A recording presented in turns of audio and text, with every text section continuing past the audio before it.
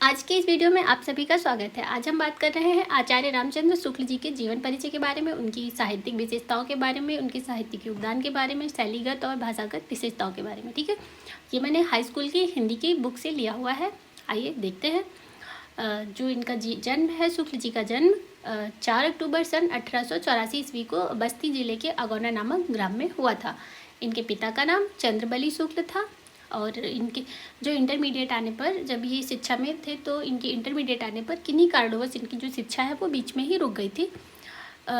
तो इन्होंने सरकारी नौकरी कर ली थी, लेकिन अपने स्वाभिमानी स्वभाव के चलते इन्होंने सरकारी नौकरी से त्यागपत्र दे दिया और मिर्ज़ापुर के मिशन स्कूल में चित्रकला के अध्यापक हो गए। स्वाध्याय से इन्होंने, यानी कि अपने आप से इन्होंने हिंदी, अंग्रेजी, बांग्ला, उर्दू, फारसी कई भाषाओं में अच्छा ज्ञान प्राप्त किया था।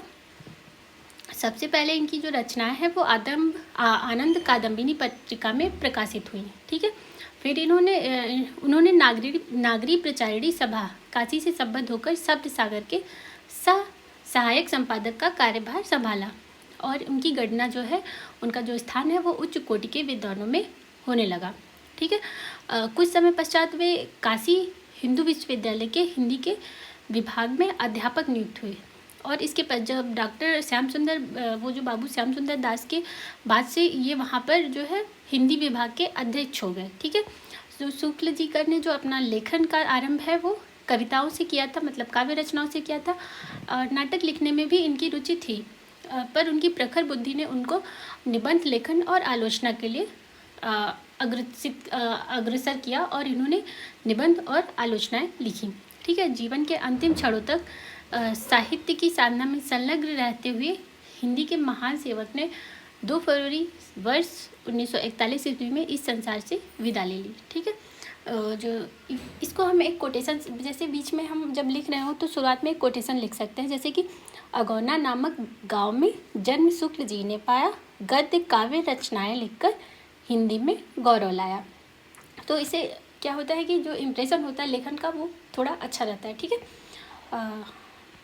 अब आगे देखते हैं इनका साहित्यिक योगदान।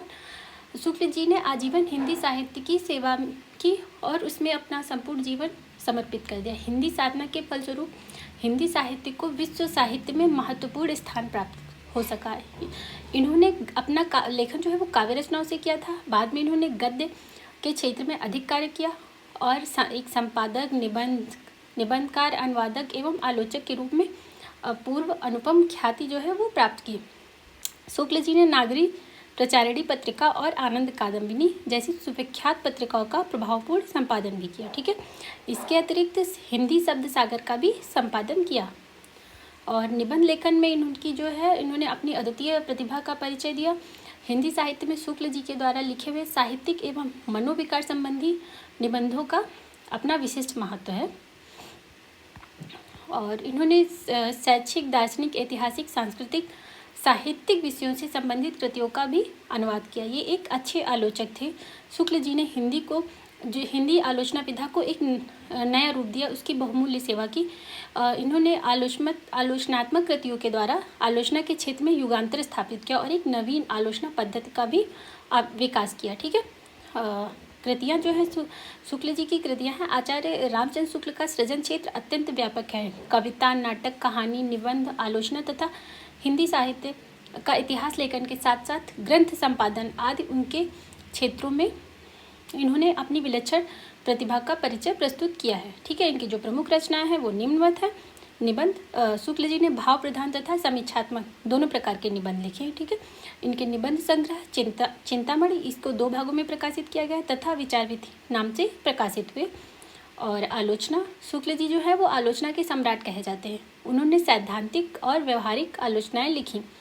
रसमीमांसा त्रिवेणी, जिसमें सूर, तुलसी और जायसी पर विस्तृत आलोचनाएं लिखी तथा सूरदास आदि उनके आलोचना विधा पर लिखे गए अद्वितीय ग्रंथ हैं। ठीक है, इतिहास, हिंदी साहित्य का इतिहास हिंदी का सर्वश्रेष्ठ इतिहास ग्रंथ है जो कि आचार्य रामचंद्र शुक्ल जी के द्वारा लिखा गया और जो इनके संपादक हैं, जिनका इन्होंने संपादन किया है, वो है तुलसी ग्रंथावली, जायसी ग्रंथावली, हिंदी शब्द सागर, नागरी प्रचारिणी पत्रिका, भ्रमर गीत सार तथा आनंद कादम्बिनी आदि का कुशल संपादन भी किया।